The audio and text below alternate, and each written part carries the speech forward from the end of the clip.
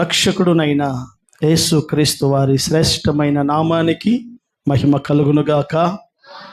కుడి వచ్చిన దేవుని పిల్లలైన మీ అందరికీ మరొకసారి హృదయపూర్వకమైన వందనాలు తెలియజేస్తున్నాను. వాక్యం చెప్తుంది, మీరు కలుసుకున్నప్పుడల్లా ఆయనకు వందనాలు తెలియజేసుకోండి, ఒకరిని ఒకరు సన్మానించుకోండి అని. కనుక సంఘముగా మనం కూడుకుంటున్నప్పుడల్లా దేవుని మహిమ కొరకు మనం ఒకరి పట్ల ఒకరు సద్భావనతో వందనాలు తెలియజేసుకుంటూ ఆయనను మహిమపరచుదుముగాక. పరిశుద్ధ గ్రంథంలో ఒక గొప్ప వ్యక్తిని నేను మీ ముందు పెడుతున్నాను. ఆ వ్యక్తిని దేవుడు చాలా అద్భుతకరంగా ఆ మనిషి యొక్క భావజాలాలను దేవుడు ఉన్నతంగా ఎత్తిపెట్టాడు. దయచేసి నా మాటలు జాగ్రత్తగా ఆలకించండి. పరిశుద్ధ గ్రంథం అబ్రహామును దేవునికి స్నేహితుడు అని పిలిచింది. అబ్రహామును దేవాది దేవునికి స్నేహితుడు అని పిలిచింది. అదే పరిశుద్ధ గ్రంథం మోషే నా ఇల్లంతటిలో నమ్మకస్తుడు అని పిలిచింది. మోషేను చూసి దేవుడు అన్నాడు, నమ్మకమైన వాడు అని అన్నాడు. దానియేలును చూసి దేవుడు అంటాడు, ఇతడు నాకు బహు ప్రియమైన వాడు అని అన్నాడు. నతానియేలు అనబడుతున్న ఒక వ్యక్తి నడుచుకుంటూ వస్తే, ఇతడు నిష్కపటమైన వాడు, ఇశ్రాయేలీలో ఇంతగా కపటము లేకుండా ఉండేవాడు ఎవడు లేడు అని బైబిల్ చెప్తుంది.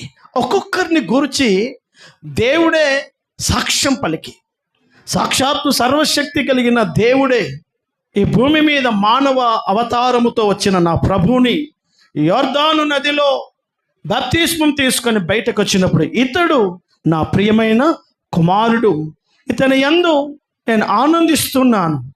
ఎందుకో నేను కొంతమంది పరిశుద్ధుల జీవితాలను గురించి దేవుడు పలికిన మాటను మీకు గుర్తు చేస్తున్నానని అంటే, నా గురించి ప్రజలు చెప్పిన సాక్ష్యమే సరైన సాక్ష్యం. మన గురించి ఒక నాయకుడు, ఒక దైవజనుడు చెప్పిన సాక్ష్యం సరి అయిన సాక్ష్యం. ఒక భర్త గురించి ఒక భార్య చెప్పిన సాక్ష్యమే సరి అయిన సాక్ష్యం. ఎందుకనంటే ఒక వ్యక్తిగా తనకు తానుగా చెప్పుకునే ఎన్నైనా వేరు, మన గురించి ఔటర్. ఇంకా ఒక మాటలో చెప్పాలంటే, ఒకవేళ నిజంగా దేవుడే కనుక మన గురించి సాక్ష్యం చెప్పగలిగితే అంతకు మించిన గొప్ప భాగ్యం ఇంకొకటేమీ లేదా. అబ్రహామును నా స్నేహితుడని, మోషే నాకు నమ్మకస్తుడని, ఇశ్రాయేలు నీవు నా సేవకుడు, నేను నిన్ను ఏర్పరచుకున్నానని యాకోబు గురించి ప్రకటించినట్లుగా బైబిల్లో అనేకుల గురించి ప్రకటించినప్పటికీ ఒక వ్యక్తి గురించి ప్రత్యేకంగా మాట్లాడాడు. అతని పేరే దావీదు. దావీదుని గురించి ప్రభు మాట్లాడిన మాట అపోస్తుల కార్యాలు 13వ అధ్యాయం 22వ వాక్యాన్ని ఒకసారి మనం చదువుదాం. అపోస్తుల కార్యాలు 13వ అధ్యాయం 22వ వాక్యం. తరువాత అతనిని సౌలును తొలగించి దావీదును ఇశ్రాయేలు ప్రజలకు రాజుగా ఏర్పరచెను. మరియు ఆయన, నేను యెష్షయి కుమారుడైన దావీదును నేను కనుగొన్నాను. ఎదుగో సాక్ష్యం చెప్తున్నాడు దేవుడు, అతడు నా ఇష్టానుసారంగా బ్రతికేవాడు, అతడు నా ఆలోచనలు నా ఉద్దేశములన్నీ నెరవేర్చునని చెప్పి అతనిని గూర్చి సాక్ష్యం ఇచ్చాను. హల్లెలూయా. చదమ హుషారుగా హల్లెలూయా, చపాలి గట్టిగా హల్లెలూయా. లేఖనం చెప్తుంది, కేవలం ఇతడు నా స్నేహితుడు, ఇతడు నాకు ఇష్టమైన వాడు, ఇతడు నిష్కపటమైన వాడు అని మాత్రమే చెప్పకుండా, నా మనస్సు ఎలాగుందో నా మనస్సును గుర్తెరిగిన వాడు దావీదు. దావీదు ఎవరో తెలుసా? సాక్షాత్తు దేవుని మనస్సును పసిగట్టినవాడు.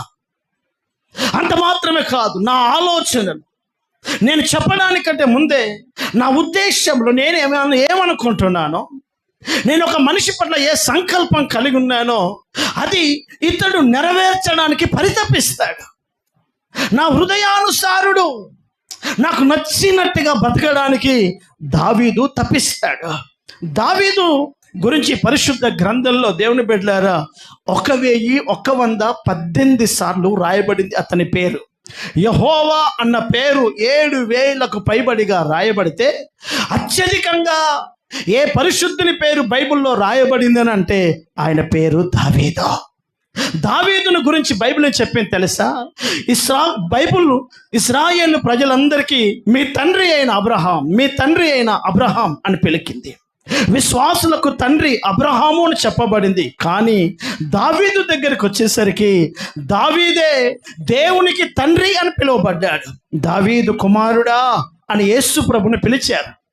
ఓ దావీదు కుమారుడా, నన్ను దాటిపోకు అని అన్నారు. దావీదు తండ్రి అయిన దేవునికే తండ్రిగా పిలువబడ్డాడు. యెరూషలేము మహానగరానికి పేరెవరో తెలుసా? దావీదు పట్టణం. గబ్రియేలు దేవదూత మరియతో మాట్లాడుతున్నప్పుడు దావీదు పట్టణమందు మీ కొరకు ఒక రక్షకుడు పుట్టి ఉన్నాడు. ఒక పట్టణానికి ఒక వ్యక్తి పేరు పెట్టేశారండి. అంత మాత్రమే కాదు, తండ్రి అయిన దేవుని సింహాసనాన్ని బైబిల్ చెప్తుంది, మీ తండ్రి అయిన దావీదు సింహాసనం మీద ఇతడు ఆసీనుడైతాడు అని యేసుక్రీస్తు గురించి చెప్పబడింది. అంటే క్రీస్తు కూర్చోబోయే ఆ సింహాసనానికి దావీదు సింహాసనం అని పేరు పెట్టబడింది. దావీదు అంత గొప్ప వ్యక్తే. చాలామంది ఆలోచనలు చాలా నెగిటివిటీగా ఉంటాయి. పరిశుద్ధ గ్రంథం దావీదు అనగానే కొంతమందికి బత్షెబా గుర్తుకొస్తుంది, శాంసోన్ అనగానే దెలీలా గుర్తుకొస్తుంది. సంసోన్ చేసిన యుద్ధాలు, సంసోన్ ఇశ్రాయేలు ప్రజల కోసం చేసిన పోరాటాలు, చీల్చిన సింహాన్ని, చేసిన యుద్ధాలు మరొకదానికి హల్లెలూయా, చేసిన యుద్ధాలు గుర్తుకురావు. దావీదు అనగానే దేవుని ఉద్దేశాలు నెరవేర్చిన వాడు, దేవుని కొరకు ఒక అద్భుతమైన జీవితం చేసిన వాడు అని గుర్తుకు రాకుండా దావీదు అనగానే బత్షెబా, పాపం గుర్తుకొస్తాయి. మనం ఆలోచించే విధానాలు చాలా పాజిటివ్గా ఉండడానికి మనం ప్రయత్నం చేస్తూ ఉండాలి. దావీదును ఎందుకు నా ప్రభు అంత ఉన్నతంగా హెచ్చించాడు? పరిశుద్ధ గ్రంథంలో మీరు బైబిల్ చదివిన అవగాహన మీకుంటే, ఏ రాజైనా పరిపాలన చేస్తున్నప్పుడు అతని గురించి మాట్లాడుతుంటాడు, నీవు నీ పితరుడైన నా సేవకుడైన దావీదు నడిచినట్టు నువ్వు నడవలే అంటాడు. అంటే ఎవరినైనా దేవుడు ఎవరితో పోలుస్తున్నాడు అని అంటే దావీదులాగా నీవు లేవు, దావీదులాగా నువ్వు రాజ్యం చేయలేదు, దావీదులాగా నువ్వు ఎదుట నువ్వు ప్రవర్తించలేదు అని ప్రతి తరాలు మారిన, సంవత్సరాలు గడిచిపోయిన దేవుడు దావీదును ఎత్తిస్తూ వచ్చాడు. దావీదు గురించి దేవుడే పలికిన మాట, దావీదు నా మనసు ఎరిగినవాడు. హల్లెలూయా. చదమ హుషారుగా హల్లెలూయా. చాలా మసలు చేతులెత్తి గట్టిగా హల్లెలూయా. నా ముఖంలో బాధను చూసి, నా ముఖం చిన్నపోయినప్పుడు, ఏంటి ముఖం అంతా చిన్నపోయింది, ఏదైనా బలహీనత ఉందా అని ఒక మనిషి గుర్తుపడతాడు. రాజు అయిన అహష్వేరోసు నెహెమ్యాను చూసి అంటాడు, నెహెమ్యా ఎందుకు ముఖం చిక్కిపోయింది, ఏదైనా వ్యాధి ఉందా, ఏదైనా అనారోగ్యం ఉందా అని అన్నాడు. కారణం, ఒక మనిషి ముఖాన్ని చూసి ఏమైంది అని అనగలడే తప్ప ఒక మనిషి యొక్క అంతరంగాలను చూడగలిగిన సామర్థ్యం తక్కువ. ఒక మనిషి యొక్క మనసే మనకు అర్థం కానప్పుడు ఒక దేవుని బిడ్డగా దేవుని మనస్సును గుర్తుపట్టగలిగిన సామర్థ్యంలోకి మనము ఎదగగలిగితే దావీదు లాంటి విశ్వాసులుగా మారుతాం. హల్లెలూయా. ఎందుకో తెలుసా? ఒక అద్భుతమైన మాట నేను పరిశుద్ధ గ్రంథంలో చూపిస్తాను. ఏంట మాట అనంటే, ఎవడు దావీదులాగా మారుతాడో వాడే భవిష్యత్తులో క్రీస్తు స్వరూపములోకి, అంటే దేవునిలాగా మారుతాడు. ఆ మాట పరిశుద్ధ గ్రంథం మనకు బోధిస్తుంది. జకరియా పుస్తకం 12వ అధ్యాయం. సమయం వృధా చేయకుండా త్వరగా తీసి చదవండి.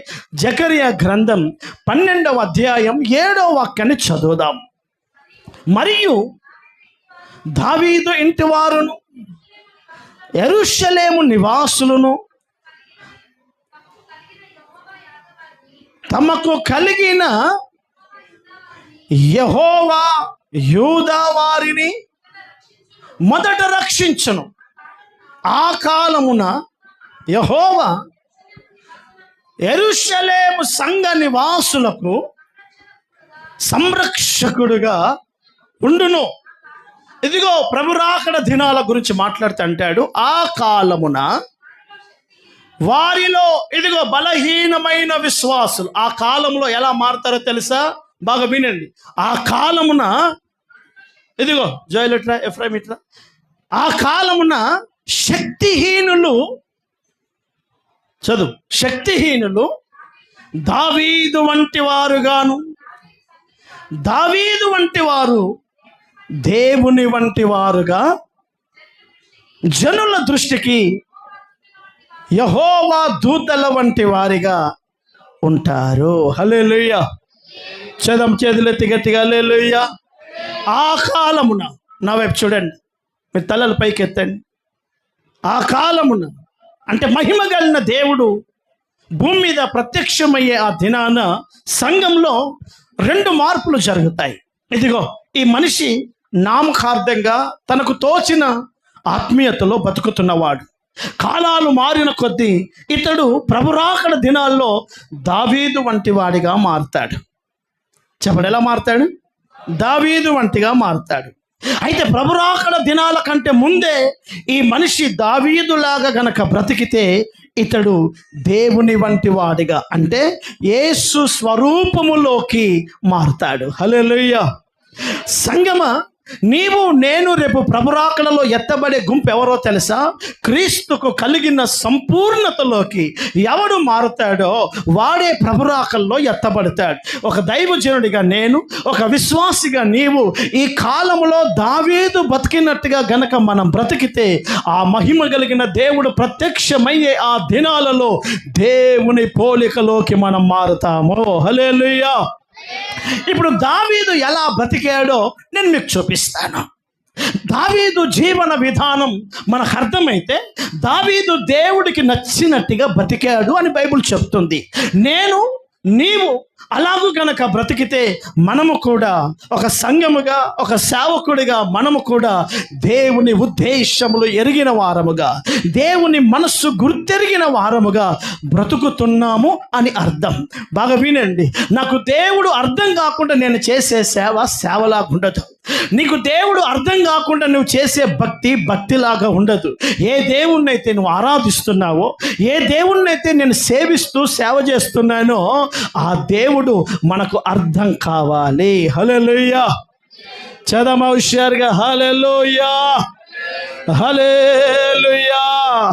ప్రజలకు వాస్తు అర్థమవుతుంది. ప్రజలకు తన ఇంటి గడప గుమ్మం ఎటుండాలో తూర్పు, పడమర, ఉత్తర, దక్షిణ దిక్కులకు అర్థమవుతున్నాయి. ప్రజలకు ఆకాశం గురించి, సృష్టిలో ఉన్న కార్యక్రమాల గురించి అర్థం చేసుకుంటున్నాడు. కానీ ఆ సృష్టికర్త యొక్క భావజాలాలు అర్థం కాకుండా, దేవుని మనస్సు అర్థం కాకుండా ఆయనను సేవించే సేవకుడిగా, ఆయనను వెంబడించే విశ్వాసులుగా ఉంటే అర్థం కాని భక్తి అంతా వ్యర్థమే. హల్లెలూయా. ఇప్పుడు దేవుని వాక్యం, దావీదు నా ఇష్టానుసారుడు, నా ఉద్దేశములన్నీ ఆయన మనస్సు ఎరిగి, దేవుని ఎరిగి బతికిన వాడు అని సాక్ష్యం చెప్పినట్టుగా దావీదు, బాగా వినండి, దావీదు యొక్క జీవనం ఎంత అద్భుతకరంగా ఉంటుందని అంటే, నేను దావీదులాగా గనక బ్రతకగలిగితే ప్రభు రాకడలో నేను యేసు పోలికలోకి తప్పక మారుతాను. హల్లెలూయా. దావీదు యొక్క భావం ఏంటో తెలుసా? బైబిల్ అంటుంది, దావీదుకు వాక్యం అంటుంది, దావీదు ఎక్కడికి పోయినా అతన్ని దేవుడు కాపాడుచుండెను. దావీదు ఎక్కడికి వెళ్ళినా యెహోవా అతనికి తోడై ఉండెను. దావీదు అంటే అంత ప్రేమ. దేవుడు నీకు తోడుండాలా? దేవుడు నిన్ను కాపాడాలా? దేవుడు నీ పక్షంలో నిలబడాలా?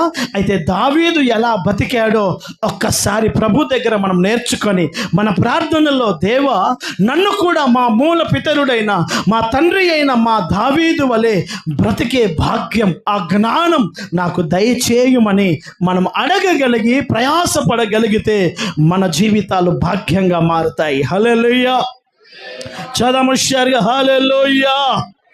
దావీదులో ఉన్న మొదటి అనుభవం ఏంటో తెలుసండి. ఇదిగో నా వైపు చూడండి. దావీదు ఎంత గొప్ప బలవంతుడో తెలుసా?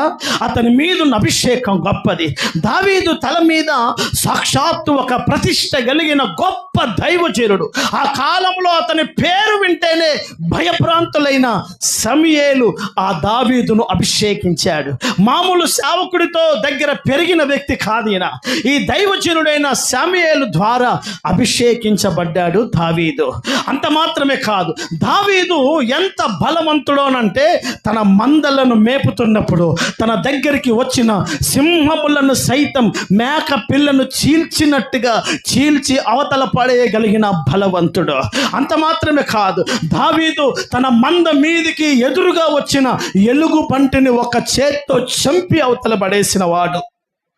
అంత మాత్రమే కాదు, ఆ దినాలలో గొల్లియాతు అంటే చుట్టుపక్క దేశ రాజులు భయపడిన ఆ దినాలలో ఒంటి చేత్తో గొల్లియాతును పడగొట్టి అతని మెడ మీద కాలు పెట్టి తన కత్తితో గొల్లియాతు తలను నరికి తన తలను చేతబట్టుకొని ఊరేగించిన వాడు. ఇంత బలమైన దావీదు ఇదిగో సౌలుతో అంటాడు, రాజా నేనే పాటి వాడిని, నేను కుక్క వంటి వాడిని కాదా?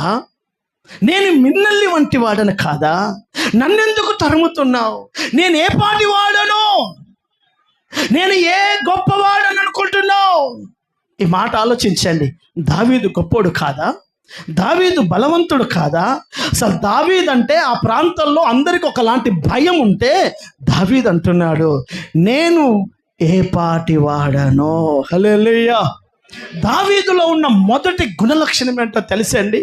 దేవుని దగ్గర ఒక దేవుని బిడ్డలు సేవకుడు బ్రతకాల్సిన అనుభవం ఏంటో తెలుసండి? ఒక అద్భుతమైన తగ్గింపు. ఆయన ద్వారా ఎన్నో అద్భుతాలు జరిగాయి. ఒక దైవజనుడి ద్వారా ఒక అద్భుతం జరిగితే దాన్ని రికార్డ్ చేసి ఎన్నో సోషల్ మీడియాలో 100 ఛానళ్ళు క్రియేట్ చేసి పెడుతున్నారు. నేనేమనుకుంటున్నావు? నేను ప్రార్థన చేస్తే ఇలా జరిగిందని.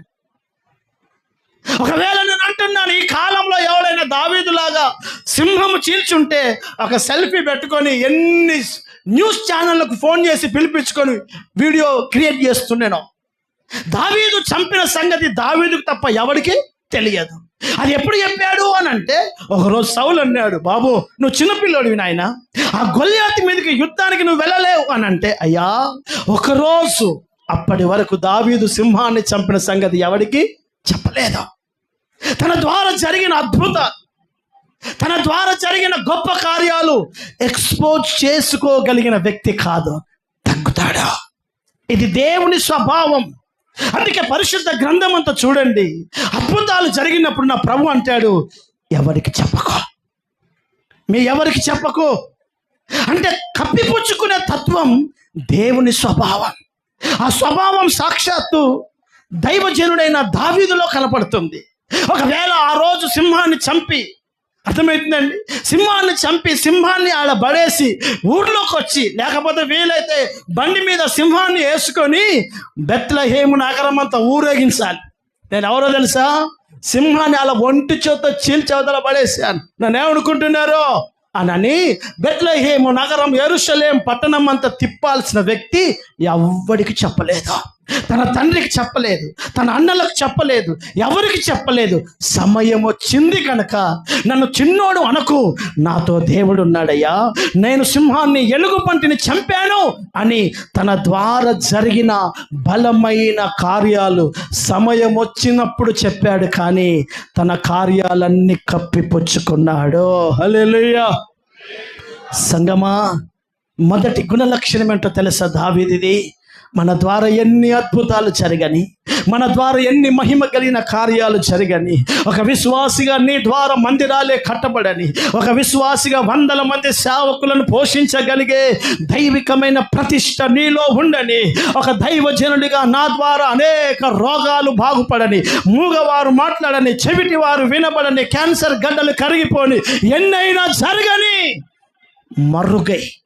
మరుగై నేనే పాటి వాడాను, నాతో దేవుడుండి వాడుకున్నాడు తప్ప ఆయన చేయకపోతే నా ద్వారా ఏం జరుగుతుందని దావీదు ఎలా తగ్గించుకున్నాడో ఒక దేవుని బిడలమైన మనం ఈ కొత్త నిబంధన సంఘానికి దావీదు నా హృదయానుసారుడని చెప్పాడే. దేవుని హృదయం ఎవడి మీద ఉంటుందో తెలుసా? దేవుని హృదయం ఎవడిని ఆకర్షిస్తుందో తెలుసా? ఏ వ్యక్తి అయితే తన జీవన విధానంలో తగ్గింపు కలిగి బ్రతుకుతాడో. ఈరోజు కొద్దిగో గొప్పగో సేవలో సహకారంగా ఉంటే మేము చేసామండి అని అనుకున్న విశ్వాసులు ఎంతోమంది, మేము లేకపోతే అయ్యగారికి బతుకెక్కడిది అని చెప్పి ప్రజల మధ్యలో సేవకుని బ్లేమ్ చేసే విశ్వాసులు ఎంతోమంది. మందిరం నేను లేకపోతే జరిగిందా, ఈ మందిరానికి నేను చేయకపోతే జరిగేదా అని చెప్పి దేవుని బిడ్డలు అనేకులు తమ ద్వారా జరిగిన దైవికమైన కార్యాలను ప్రజల మధ్యలో చెప్పి అహంకారంగా అతిశయిస్తున్న ఈ దినాలలో నా దేవుని వాక్యం అంటుంది, సంగమ దావీదు వంటిగా బ్రతికిన వాడే రేపు దేవుని వంటి వాడిగా బ్రతుకుతాడు. ఎవడయ్యా దావీదు? ఎలా బ్రతికాడయ్యా అనంటే కుక్కతో పోల్చుకున్నాడా? ఎలా పోల్చుకున్నాడండి చెప్పండి? దేంతో పోల్చుకున్నాడు? నువ్వేం చేసావా సేవకి, బాగానే మాట్లాడుతున్నావు అని గనక నేను అంటే నువ్వెలా ఫీల్ అవుతావు? నేను చెయ్యందే ఇవన్నీ జరిగాయా? నేను సహకరించిందే ఇన్ని జరిగాయా? నేనెంత తోడుగా ఉన్నా, నీకు ఎన్ని వేలు ఎన్ని లక్షలు నేను సేవలో ఖర్చు పెట్టాను అని ఒక వ్యక్తి తన జీవితంలో ఆ భావజాలను ఎక్స్పోజ్ ఎలా చేస్తాడో వాక్యం అంటుంది తగ్గింపు. బైబిల్ నేర్పిస్తున్న పాఠం. ఎవడైతే తనను తాను తగ్గించుకుంటున్నాడో, వినండి, నేను నిన్ను తగ్గించే అవసరం లేదు, నువ్వు నన్ను తగ్గించే అవసరం లేదు. నేనే తగ్గితే అదెంతో ఆశీర్వాదం. నీ జీవితంలో నువ్వే తగ్గగలిగితే ఎంతో గొప్ప దీవెన. అయి బైబిల్ అంటుంది, ఎవడైతే తన జీవితాన్ని తగ్గించుకుంటాడో నేను వాణ్ణిని దావీదును హెచ్చించినట్లు హెచ్చిస్తాను. తనను తాను తగ్గించుకునేవాడు హెచ్చించబడతాడు. ఎవడైతే హెచ్చించుకుంటాడో వాడు భవిష్యత్తులో తగ్గించబడతాడో. హల్లెలూయా.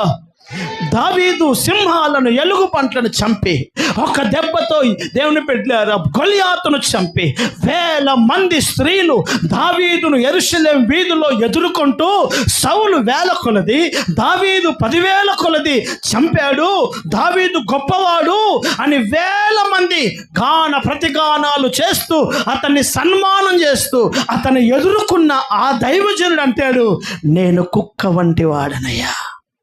మిన్నల్లి ఒక పురుగు లాంటి వాడను నేనే పాటి వాడను.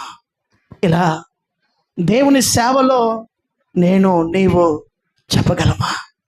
ఇంత తగ్గింపు మన వ్యక్తిత్వంలో రాగలిగితే ఈ దావీదువా కలిగిన బ్రతుకు చేసిన వాడు రేపు యేసు స్వరూపంలోకి వస్తాడా? హల్లెలూయా. చేతులైతే హుషారుగా హల్లెలూయా. దావీదు యొక్క రెండవ గొప్ప అనుభవం శామ్యూయేలు మొదటి పుస్తకం 18వ అధ్యాయం 14వ వాక్యం. శామ్యూయేలు మొదటి పుస్తకం 18వ అధ్యాయం 14వ వాక్యం. మరియు దావీదు అన్ని విషయములలో ఇదిగో వినండి, సుబుద్ధి, బాగా వినండి, సుబుద్ధి కలిగి ప్రవర్తింపగా యెహోవా అతనికి తోడుగా ఉండెను. హల్లెలూయా. చదమగడి హల్లెలూయా. నా వైపు చూడండి, మీకు ఒక మంచి విలువైన మాట చెప్తున్నాను. నీతో దేవుడు ఉన్నాడు అన్నది రుజువు ఏంటో తెలుసా?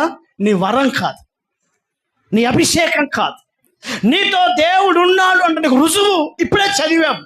దావీదు సుబుద్ధి కలిగి ప్రవర్తించాడు కనుక యెహోవా అతనికి తోడై ఉండెను. దేవుడు ఎవడికి తోడు ఉంటాడో తెలుసా? సరి అయిన ప్రవర్తన కలిగిన వాడికే. ఒక చక్కటి ప్రవర్తన, ఒక అద్భుతమైన బిహేవియర్ తన జీవన విధానంలో తన ప్రవర్తనను బట్టి చెప్పొచ్చు ఈ మనిషితో దేవుడు ఉన్నాడా లేడా.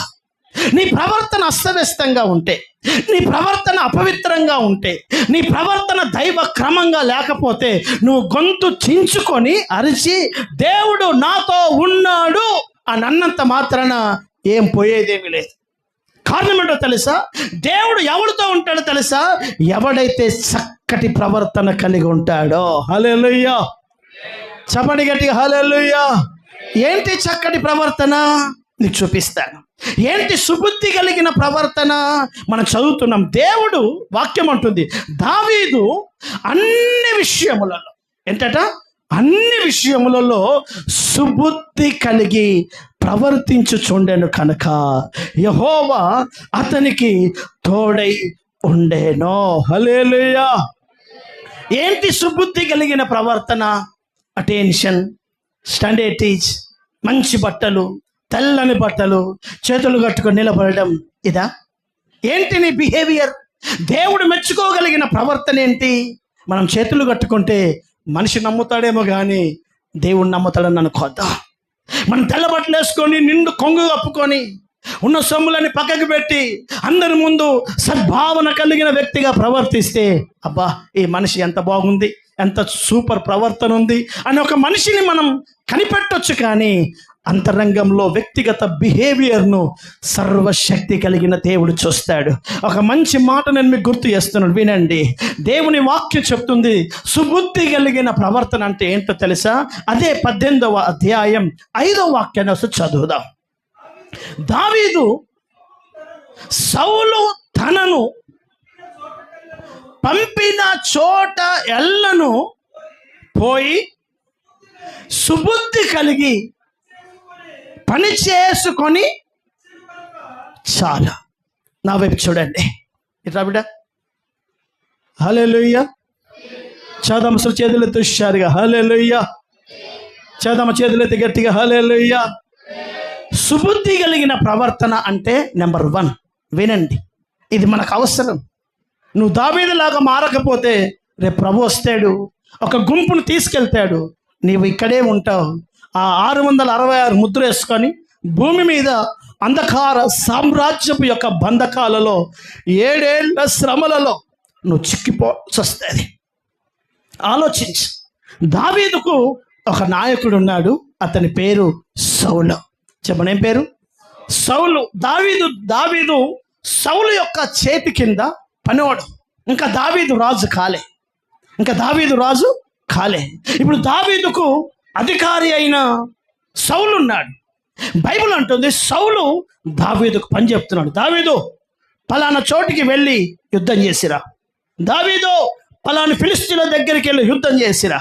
దావీదు పలానా చోటుకెళ్ళి, దావీదు పలానా పని చేయి అని నాయకుడు, తన పైన ఉన్న అధికారి దావీదును ఎక్కడికి పంపిస్తున్నాడో అక్కడికి వెళ్ళి, ఇదిగో వినండి, సుబుద్ధి కలిగి ప్రతి పని చేస్తూ వచ్చాడు. సుబుద్ధి కలిగిన ప్రవర్తన అంటే తెలుసా?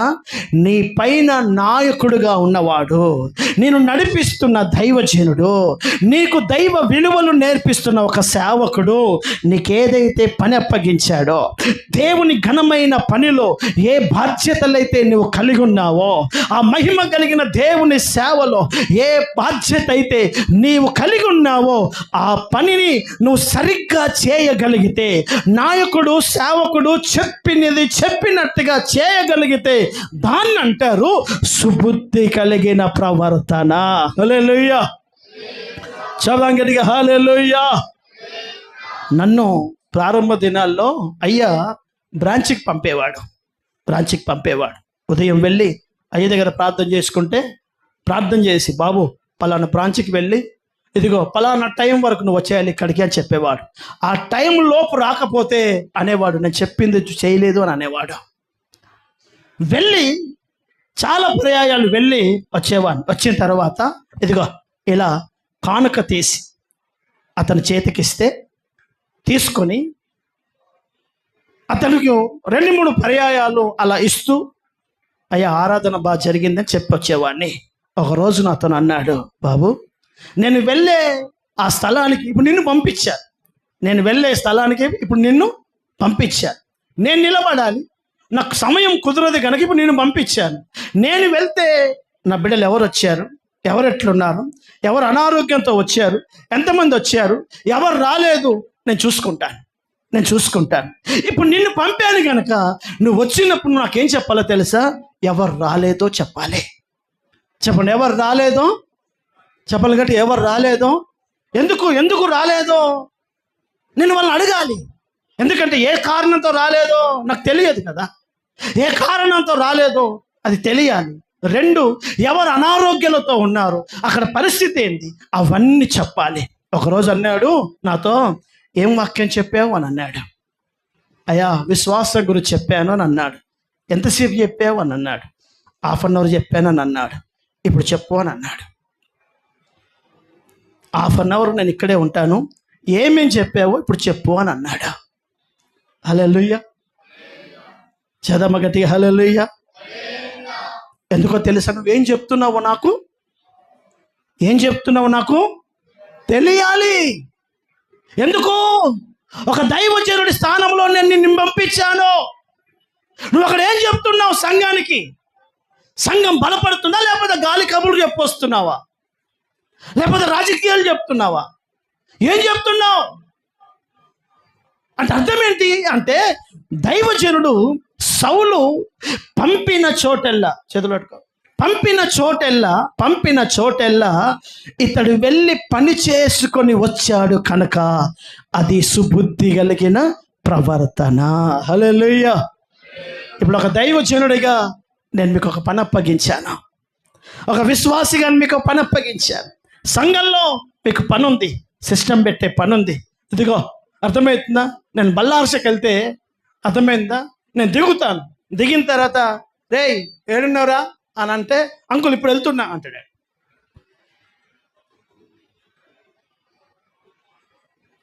ప్రవర్తనే సుబుద్ధి కలిగింది కాదు. సుబుద్ధి కలిగిన ప్రవర్తన ఏంటి? ఏ ట్రైన్కి వస్తున్నాడో బిఫోర్ 10 నిమిషాల ముందే అక్కడికి వెళ్ళి కనిపెట్టాలి. ఒక పని అప్పగిస్తే దేవుడు, ఒక దైవజనుడు నాకు ఒక పని అప్పగించాడు. మందిరంలో నాకు సిస్టమ్ పెట్టే పని అప్పగించాడు. మందిరంలో ఒక ఎలక్ట్రీషియన్గా ఉన్నాను, మందిరంలో ఒక మేస్త్రిగా ఉన్నాను. నా పని, నాకు సేవకుడు దేవుని మందిరంలో ఏ పని అయితే అప్పగించాడో, బాగా వినండి, దావీదుకు దేవుడు పని చెప్తున్నాడా, నాయకుడు పని చెప్పాడా? బ్రదర్, దేవుడు చెప్పాడా? జాషువా దేవుడు చెప్పాడా? సౌలు చెప్పాడా పని? చెప్పండి అయ్యా. నువ్వు చెప్తే ఈయన అంటవేంది మరి? దేవుడే ఒక దైవజనుడి ద్వారా చెప్పిన పని, దేవుడు చెప్పిన పనే. వాక్యం యొక్క భావం అది. ఇప్పుడు వాక్యం అంటుంది సుబుద్ధి కలిగిన ప్రవర్తన దావీదుది. అందుకే దావీదును ప్రభు అన్నాడు, నా ఇష్టానుసారుడు, నాకు నచ్చినోడు ఎవడు?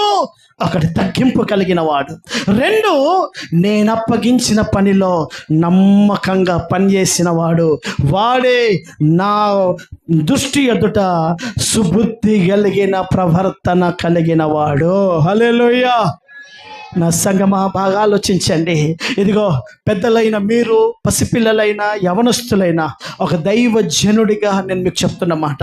మాకు దైవజనుడు ఒకరోజు కూర్చోబెట్టుకొని, ఇదిగో ఒక గొప్ప దైవజనుడు మాకు ఒక సలహా ఇచ్చాడు. బ్రదర్, ఒక సలహా చెప్తున్నాను, చచ్చిపోయేంత వరకు నువ్వు ఆ మాటను గుండెలో పెట్టుకొని అన్నాడు. చెప్పండి అయ్యా అని అన్నాడు. నీకు ఎప్పుడైనా నీ సేవకులు ఏదైనా పని అప్పగిస్తే ఆయన మందిరంలో ఆ పని నువ్వు నమ్మకంగా చేసుకో. 2, నీవు చచ్చేంత వరకు ఆ పని ఇంకొకటి చేతికి వెళ్ళకుండా చూసుకో అని అన్నాడు. హల్లెలూయా. చేద్దామా గట్టిగా హల్లెలూయా. నా వైపు చూడండి. ఇప్పుడు ఈ మనిషి నేను అప్పగించిన పని సరిగ్గా చేయకపోతే ఈ పని ఇంకొకటికి వెళ్ళడం న్యాయమా అన్యాయమా? న్యాయమా అన్యాయమా? కానీ మనిషి అంటాడు, నన్ను వాడుకున్నంత కాలం వాడుకున్నాడు, ఇప్పుడు నన్ను పక్కకు పెట్టాడు. ఎందుకు పక్కకు పెడతామండి? ఇప్పుడు ఉదయ్ ఉన్నాడు, ఇంతకాలం వాడు సిస్టమ్ పెట్టాడు. ఇప్పుడు నేను జోయల్కి చెప్తున్నాను, బాబు వాళ్ళ పనులు, వాళ్ళ విశ్వాసులు, చదువు, రేపు వాడు ఉంటాడో ఎటన్నా చదువు కోసం పోతాడో తెలియదు. నువ్వు సిస్టమ్ నేర్చుకో. ఎందుకంటే ఒక వ్యక్తి మీద మనం ఆధారపడితే కుదరదు. ఎందుకంటే ఆ వ్యక్తి సేవలో మనతో సదాకాలం ఉంటాడా ఉండడా తెలియదు. మన పనులు మనం నేర్చుకోవాలి. ఒక దేవుని సేవలో నువ్వు అన్ని బాధ్యతలు నేర్చుకోవాలి. మనం ఏ దేశాలు తిరిగినా ఆదివారం తప్పక మనం ఆదివారం మందిరానికి రావాల్సిందే. కానీ విశ్వాసి రేపు వస్తాడో రాడో తెలియదు. కనుక బాధ్యతగా నువ్వు పనులు నేర్చుకో అని చెప్తాను. ఎందుకు చెప్తాను తెలుసా? ఒకవేళ బ్రతికినంత కాలం ఆ వ్యక్తి నమ్మకంగా ఉంటే ఆ పని ఇంకొకరికి ఇచ్చే అవసరత ఏమీ ఉండదు. హల్లెలూయా. పరిశుద్ధ గ్రంథం నేర్పే పాఠం ఏంటో తెలుసా? దావీదు గుణలక్షణం సుబుద్ధిగా ప్రవర్తించాడు. ఏం పని చెప్పినా, ఏ బాధ్యత అప్పగించినా దైవజనుడైనటువంటి ఆ యొక్క దావీదు ఇదిగో ఏ పని చెప్పినా వాక్యం చెప్తుంది సుబుద్ధి కలిగి ప్రవర్తించాడు. పని నమ్మకంగా చేశాడు. నీ పనిలో నువ్వు నమ్మకంగా ఉంటే, నాయకుడు దైవజనుడు నీకు ఏ పని అయితే అప్పగించాడో ఆ పని నీకు నమ్మకంగా నువ్వు చేయగలిగితే నువ్వు దావీదు వంటి ప్రవర్తన కలిగిన వ్యక్తివే. హల్లెలూయా. చదము హుషారుగా హల్లెలూయా. చదమా గట్టిగా హల్లెలూయా. చబల చేతులతో హుషారుగా హల్లెలూయా. అదేవిధంగా మరొక అద్భుతమైన మాట నేను మీకు చూపిస్తాను. మొదటి శామ్యూయేలు పుస్తకం 26వ అధ్యాయం 9వ వాక్యం ఒకసారి చదువుదాం. 26వ అధ్యాయం మొదటి శామ్యూయేలు 9వ వాక్యం. దావీదు, నీవు అతనిని చంపకూడదు, యెహోవా చేత అభిషేకము నొందిన వానిని చంపి నిర్దోషి అగుట ఎవనికి సాధ్యము. చాలా నా వైపు చూడండి. దావీదును తరుముతున్న దినాలు. సౌలు దావీదును చంపాలనుకుంటున్నాడు. వినండి దయచేసి. నన్ను ఎవడైనా చంపాలనుకుంటే మనం అతను అంత ఈజీగా ఎవరైనా మనం విడిచిపెట్టగలమా? క్షమించగలమా? ఏదో ఒక మాట, ఏదో ఒక బూతు అంటే కాదు, డైరెక్ట్గా చంపాలని నిర్ణయం చేసుకున్నాడు సౌలు. చంపడానికి ప్రయత్నిస్తున్న ఆ యొక్క సౌలు రెడ్ హ్యాండెడ్గా ఆ గుహలో దొరుకుతాడు. గుహలో దొరికితే అభిషేక్ అనబడుతున్నటువంటి దావీదుతో ఉన్న సేవకుడు అంటాడు, దావీదు, ఇదిగో సౌలు దొరికాడు, ఇదే అవకాశం, అతను చంపేయి, నిన్ను చంపాలని చూస్తున్న వ్యక్తిని చంపేయి అని అంటే, ఇదిగో దావీదు అంటున్నాడు, బాబో, అభిషేకించబడిన వ్యక్తి మీద చేయి వేయకూడదు. హల్లెలూయా. దావీదు దేవుని జ్ఞానం, సుబుద్ధి కలిగిన ప్రవర్తన అంటే ఏంటో తెలుసా? సౌలును శత్రువుగా చూస్తలేదు. సౌలును ఇతడు ఎలా చూస్తున్నాడో తెలుసా? యెహోవా చేత అభిషేకించబడిన రాజు. ఈరోజు బాగా వినండి. ఒక రోజు సౌలు చచ్చిపోయాడు గిల్బోవా పర్వతాల మీద. ఇంకా ప్రాణం అతనిలోనే ఉంది. అతని దగ్గర ఒక అమాలేకీయుడు ఉన్నాడు. అతనితో అంటాడు, బాబు, నేను ఇంకా చచ్చిపోలేదు, నా ప్రాణం నాలోనే ఉంది, నాకు చాలా ఇబ్బంది అవుతుంది, నా ఖడ్గం తీసి నన్ను చంపేయి అని చెప్పినప్పుడు ఆ అమాలేకీయుడు, అతని పనివాడు, ఇక ఎట్లాగూ సౌలు చచ్చిపోతున్నాడు, కొన ఊపిరి మీద ఉన్నాడని చెప్పి కత్తి తీసి సౌలును చంపి, సౌలు కిరీటాన్ని, సౌలు యొక్క కడెం, ఆ యొక్క బంగారు యొక్క ఆ యొక్క కడాన్ని తీసుకొని దావీదు దగ్గరికి వస్తాడు. దావీదు దగ్గరికి వచ్చి అంటాడు, అయ్యా, ఇదిగో దావీదు, నీ శత్రువైన సౌలు చచ్చిపోయాడు. అలా గిల్బోవా పర్వతాల మీద పడున్నప్పుడు ఇక ఎట్లాగూ చచ్చిపోతాడని నాతో చెప్పితే నేనే అతన్ని కత్తితో చంపాను. ఇదిగో అతని కిరీటం, ఇదిగో అతని యొక్క హస్త కంకణం అని చెప్పినప్పుడు దావీదు అంటాడు, బాబు, నా శత్రువైన సౌలును చంపి నువ్వు పెద్ద మేలు చేసావని, గొప్ప కార్యం చేసావని అనుకుంటున్నావా? సౌలును చంపకుండా నేనెందుకు వెనకడిగేశానో తెలుసా? అతడు అభిషేకించబడిన రాజు, దేవుని చేత అభిషేకించబడ్డవాడు అని నేనే భయపడి వెనకడుగు వేశాను. ఎంత ధైర్యంతో అభిషేకించబడిన వ్యక్తి మీద నువ్వు చెయ్యేసావు, నీవు చావుకు కారకుడు అని చెప్పి నీ నోటి మాటే నీకు రుజువు అని చెప్పి అతడిని అక్కడికక్కడే చంపేస్తాడు దావీదు. అంటే అర్థం ఏంటో తెలుసా? నా వైపు చూడండి దయచేసి.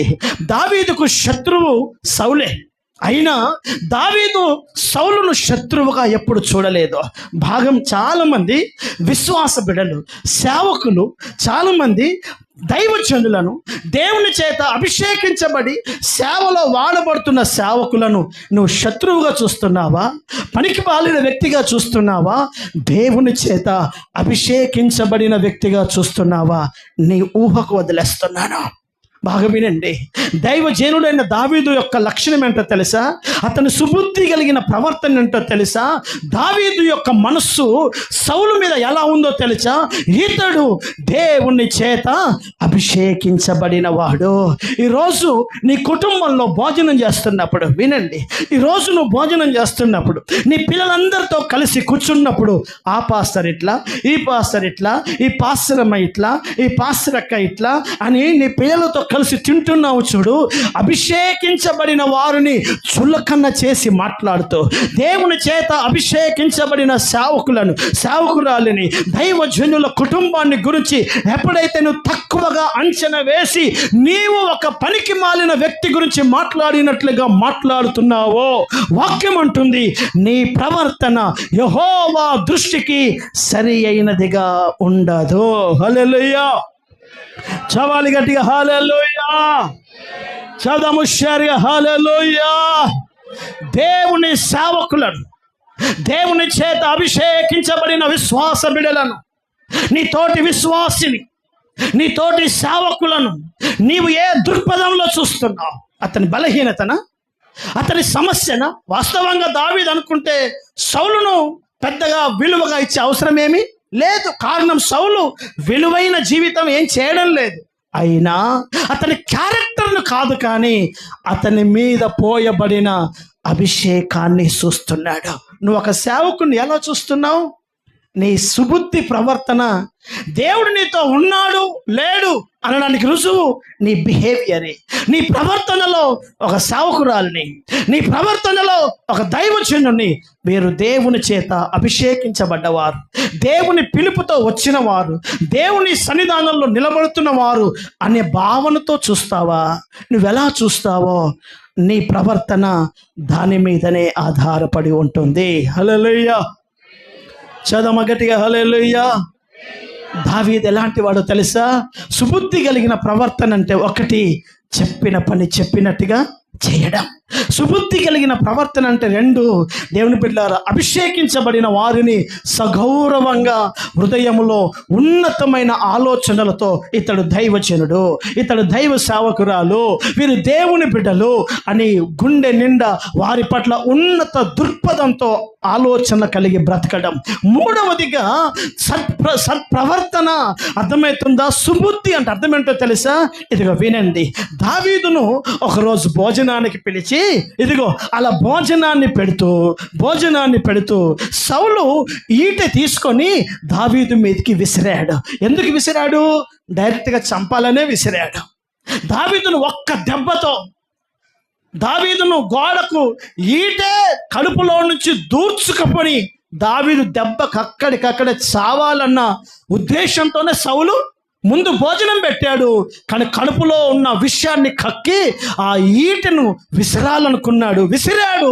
దేవుని మహాకృపను బట్టి దావీదు మరణము నుంచి తప్పించుకున్నాడు. ఇదిగో తప్పించుకొని ఇంటికి వెళ్ళాడు. దావీదుకు ఒక కబురు వచ్చింది. వినండి, ఏంటో తెలుసా? సౌలు దయ్యం బట్టి దురాత్మ సౌలు మీదకి వచ్చి కింద రాజభవనంలో పడిపోయి విలవిలలాడుతున్నాడు అని దావీదు దగ్గరికి ఒక సైనికుడు వచ్చాడు. అయ్యా, నేనేం చెయ్యాలి అని అంటే, నీవు చక్కగా వీణే వాయించగలవు, నీవు వీణ వాయిస్తే దయ్యం వెళ్ళిపోయి రాజు బాగుపడతాడు, కనుక నువ్వు వచ్చి దయ్యం పట్టిన రాజును స్వస్థపరచడానికి నీవు వీణ వాయించాలి. హల్లెలూయా. పోతారా మీరు? సంపుతానన్నోడి దగ్గరికి బతికించడానికి పోతారా? మన తెలంగాణలకు నెక్స్ట్ వచ్చే మాట ఏంటి తెలుసా? మంచిగా నాకు ఇంత కీడు చేశాడు, వాడు చచ్చుడే కావాలా? ఎందుకు చావాలండి? నీ కీడు చేశాడనా? నీ కీడు చేసినా ఏం చేసినా ఒక వ్యక్తి చావాలని కోరుకోక, ఒక వ్యక్తి నాశనం కావాలని కోరుకోకు. సుబుద్ధి కలిగిన ప్రవర్తన ఏంటో తెలుసా? దావీదు వెంటనే లేచి అంతఃపురానికి వెళ్ళి దయ్యం బట్టి విలవిలలాడుతున్నటువంటి సౌలు దగ్గరికి వెళ్ళి వీణ వాయించి, ఒక్క మాటలో చెప్పాలంటే ప్రార్థన చేసి అతన్ని బాగు చేసి ఇంటికి వచ్చాడు. అంటే అర్థం ఏంటో తెలుసా? పగ, ద్వేషం పెట్టుకోని ప్రవర్తన బైబిల్ చెప్తుంది సుబుద్ధి కలిగిన ప్రవర్తన. హల్లెలూయా. నేను పులిపీటి మీద నిలబడి చెప్తున్నాను, నన్ను విడిచిపెట్టిన విశ్వాసులు కూడా నష్టపోవాలని నేను కోరుకోను. ఒక నిండు హృదయంతో నేను ప్రార్థిస్తూ, ప్రార్థనలో గుర్తుకొచ్చినప్పుడల్లా ప్రభువా వీలైతే వారు తమ ప్రవర్తనను మార్చుకొని మందిరానికి వచ్చే అవకాశం దయచేయి అంటాను. కారణం దేవుని మనసుతో మనం నింపబడాలి, దైవికమైన స్వభావంతో నింపబడాలి. నాకు కీడు చేశాడు గనక, నాకు నష్టం చేశాడు గనక వాడు చచ్చిపోవాలి అని అనుకునే కోరిక దావీదుకు లేదు. దావీదునేమో సౌలు చంపాలనుకుంటున్నాడు, సౌలునేమో దావీదు బతికించాలని కోరుకుంటున్నాడు. కొత్త నిబంధన సంఘముగా విశ్వాస బిడ్డలారా, యేసు రక్తముతో కడగబడిన మనం, యేసు యొక్క పరిశుద్ధ గ్రంథాన్ని చేతిలో పట్టుకున్న మనం వీలైతే ఒక మనిషిని బ్రతికించడానికి ప్రయత్నించు, కానీ చంపడానికి, చావాలని, నాశనం కావాలని నీ హృదయంతరంగంలో కూడా కోరుకోకు. హల్లెలూయా. చదువు గట్టిగా హల్లెలూయా. ఒకటి, దావీదు తగ్గింపు కలిగిన వాడా, ఎన్నో అద్భుతాలు జరిగినా నేనే పాటి వాడను అన్నాడు. 2, దావీదు సుబుద్ధి కలిగిన వాడు. అలాంటి బుద్ధి, జ్ఞానం నా దేవుడు ఈ నిస్సి పరిచర్యలో ఉన్న ప్రతి విశ్వాసికి కలుగజేయునుగాక. పగ, ద్వేషము లేని మంచి మనసు దేవుడు కలుగజేయునుగాక. నష్టపరిచిన వారి క్షేమాన్ని కోరే మనసు దేవుడు కలుగజేయునుగాక. హల్లెలూయా. చవాలు షేర్గా హల్లెలూయా. నీకు నచ్చని ఇంటికి కూటానికే రావు నువ్వు. అందే నీకు విశ్వాసం ఎవడన్నా నచ్చకపోతే ఆ ఇంటికి కూడికే రావు. మీ ఆయన అంటాడు వెళ్దాం పా అంటే నువ్వు వెళ్ళు, నేను రాను. నేను రాను. ఆయన మొఖాన్ని చూడబుద్ధి కాదు నాకు. పగ, ద్వేషం అంతా నిండిపోయింది ఒక్కొక్కళ్ళ గుండెల్లో. మీకే. హల్లెలూయా. చదవం గట్టిగా హల్లెలూయా. దేవుని స్వభావం దావీదుగా మారకపోతే రేపు దేవుళ్ళగా మారలేవు, ప్రభరాకలలో నిలబడలేవు. ఆలోచించు. నేను త్వరగా ముగిస్తున్నాను, వినండి. 3, దావీదు ఒక అద్భుతమైన స్వభావం. ఒకరోజు నా వైపు చూడండి. దావీదు సింహాసనం ముందు కూర్చున్నాడు. సింహాసనంలో కూర్చున్నాడు. భార్య, సైనికులు, పిల్లలు, ఒక గొప్ప అద్భుతమైన అంతఃపురంలో కూర్చున్నాడు. కూర్చోగానే ఒక దైవజనుడు వచ్చాడు. అతని పేరు నాతాను. దైవజనుడు వచ్చాడు అని దావీదుకు వినబడగానే దావీదు అన్నాడు, ఆహ్వానించి ఇదిగో ఒక సింహాసనం వేయండి సేవకుడికి అని అన్నారు. పాస్టర్ గారిని కూర్చోబెట్టాడు. దావీదు అంటాడు, నాతాను ఏంటి విశేషం, ఎందుకు వచ్చావు? ఏదైనా దేవుని దర్శనమా? రాజుతో దేవుడు ఏమైనా చెప్పాలని పంపించాడా? నా రాజ్యాన్ని గురించిన ఏదైనా వివరణ ఉందా? దేవుడు ఏం చెప్పాడు అని దావీదు సైనికుల ముందు అంతఃపురంలో సింహాసనాసీనుడై అడిగితే నాతాన్ అంటాడు, దావీదు నువ్వు పరాయి ఇంటిని పాడు చేశావు, పరాయి భార్యను మీద నువ్వు కన్నేసి పాపం చేశావు. రాత్రికాల సమయంలో చీకటిలో ఎవరికి తెలియకుండా నీ తోటి సేవకుడైన ఉరియా భార్య మీద నువ్వు దృష్టి నిలిపి బత్షెబాను తప్పుగా ప్రవర్తించి చెరిచి ఏమి ఎరగనట్టు సింహాసనంలో కూర్చున్నావు. నీ భార్యలకు ఎరగనట్టు, నీ దేశంలో ఎవరికి తెలియనట్టు ఒక భక్తి పరుడుగా నువ్వు సింహాసనంలో కూర్చున్నావు. నువ్వు చేసిన కీడు అంతింత కాదు. ఒక వ్యక్తిని చంపించావు, ఉరియాను చంపావు, భర్తను చంపి భార్యను చెరిపి ఏమి ఎరగనట్టు సింహాసనంలో కూర్చున్నావు. ఎంత ధైర్యం నీకు! నువ్వు చేసిన పనిని బట్టి దేవుణ్ణి విమర్శించే విరోధుల ముందు దేవుని నామం అవమానం కలిగింది అని చెప్పగానే ఒక భయంకరమైన హెచ్చరిక, చాటు కాదు, సైన్యం ముందు, చాటు కాదు భార్యల ముందు, చాటు కాదు దేశ ప్రజలు పెద్దల ముందు. వినండి, అంత ఈజీగా డైజెషన్ చేసుకునే విషయం కాదు ఇది. అర్థమైందండి? దావీదు సింహాసనములో నుంచి దిగి మోకాటి మీదకి వచ్చి, అయ్యా దైవజనుడా, దేవుడు నీ ద్వారా పలికిన మాటకు నేను తలంచుతున్నాను. దేవా, నన్ను క్షమించు. ఇక మీదట నేను ఎప్పుడు నీకు విరోధంగా తప్పు చేయను. ఇక మీదట నేను ఎప్పుడు నీకు వ్యతిరేకంగా ప్రవర్తించాను. దయచేసి నా పాపాన్ని కడుగుమని ఏడవడం ప్రారంభించాడు. సంగమా, ఆలోచించు. ఒక దైవజనుడి హెచ్చరిక ఈ కోణంలో నువ్వు రిసీవ్ చేసుకోగలవా? అందరి ముందు బ్రదర్, నీ ప్రవర్తన సరిగ్గా లేదు అని ఒకవేళ నిన్ను సంఘం ముందు, నీ భార్య ముందు, నీ పిల్లల ముందు, అందరి ముందు గనక ఒక దైవజనుడు గద్దిస్తే, ఆ గద్దింపును ఇదిగో దావీదు ఎంత గొప్పడో తెలుసా? ఏయ్ పాస్టర్ గారు, అవును చేసింది తప్పే, అయితే అందరి ముందు చెప్తావా? నా కుటుంబం ముందు చెప్పి విలువదిస్తావా? నన్ను ప్రత్యేకంగా పిలిస్తే నేను వచ్చేవాడిని, లేకపోతే అందరినీ పంపించి నన్ను చెప్పాల్సింది, అందరి ముందు విలువదీసావా అని అంటే. వినండి, ఒకరోజు రాజైన హేరోదుతో దైవజనుడైన యోహాను అన్నాడు, రాజైన హేరోదు, నీ తమ్ముడి భార్య అయిన హెరోదియాను, నీవు నీ తమ్ముడిని చంపి అతని భార్యను నీకు భార్యగా చేసుకోవడం క్రమం కాదు, ఇది పద్ధతి కాదు.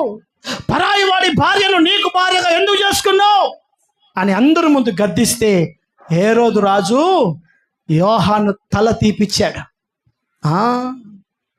నాకు చెప్పినోడు అయ్యావు నువ్వు. ఆహాబు, యెజబెల్, నాబోతు యొక్క తోటను నువ్వు ఆక్రమించి అన్యాయం చేసావు గనక ఒకరోజు నీ రక్తం కుక్కలు నాకుతాయి వెళ్ళు అని ఏ దైవజనుడైన ఏలియా ఆహాబుతో, యెజబెలుతో మాట్లాడాడో, యెజబెలు ఏలియాను చంపడానికి ఉత్తరం రాసింది. రేపు తెల్లారేలోపు నేను చంపేస్తానన్నది. అర్థమేంటో తెలుసా? గద్దింపు చేస్తే చంపుతా అంటారు ప్రజలు. గద్దింపు చేస్తే ఎవడికి నచ్చరు. ఎందుకు నచ్చం మేము తెలుసా? ఇదే కారణం. ఈరోజు ఒక యవన బిడ్డకు నచ్చం, ఒక యవనస్తుడికి నచ్చం, ఒక బ్రదర్కి, ఒక సిస్టర్కి, ఒక విశ్వాసులకు ఒక దైవజనుడు ఎందుకు నచ్చడో తెలుసా? పరిశుద్ధ గ్రంథం మనకు నేర్పిస్తుంది. దేవుని బిడ్డలారా, మీకా పుస్తకం 5వ అధ్యాయం 10వ వాక్యం ఒకసారి చదువుదాం. మీకా పుస్తకం 5వ అధ్యాయం, మీకా గ్రంథం 5వ అధ్యాయం 10వ వాక్యం. ఆ దినమున, మీకా గ్రంథం 5:10, ఆ దినమున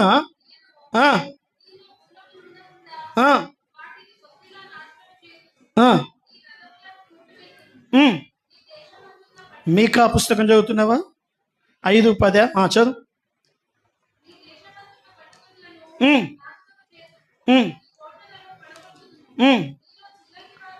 నీలో చిల్లంగి వారు లేకుండా